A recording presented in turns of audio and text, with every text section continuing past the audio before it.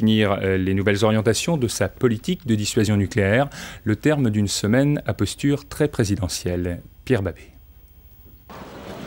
C'est le 4e et dernier né de la force de dissuasion, mais il n'a pas encore achevé sa marche vers la mer. Pourtant, Nicolas Sarkozy, chef des armées, a trouvé ce midi dans cette fonction hautement présidentielle une occasion en or pour rappeler qu'il ne baisse pas la garde en matière de défense.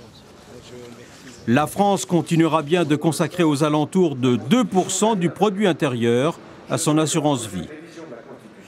Garantir la sécurité de la nation a un coût important. Chaque année, la dissuasion nucléaire coûte aux Français la moitié du budget de la justice ou celui des transports. Ce coût doit bien entendu être maîtrisé autant que possible dans le contexte financier que j'ai évoqué précédemment. Mais je suis déterminé à assumer ce coût.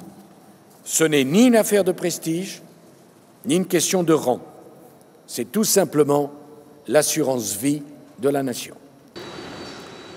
Le programme des sous-marins nucléaires de nouvelle génération et des nouveaux missiles M51 sera donc conduit jusqu'à son terme.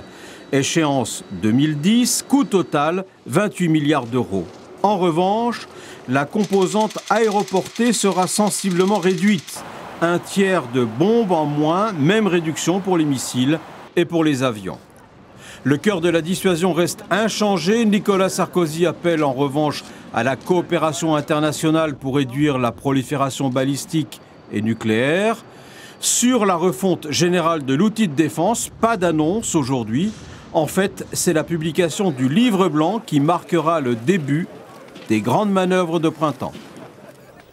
John McCain était reçu cet après-midi à l'Élysée. Le candidat du Parti républicain à l'élection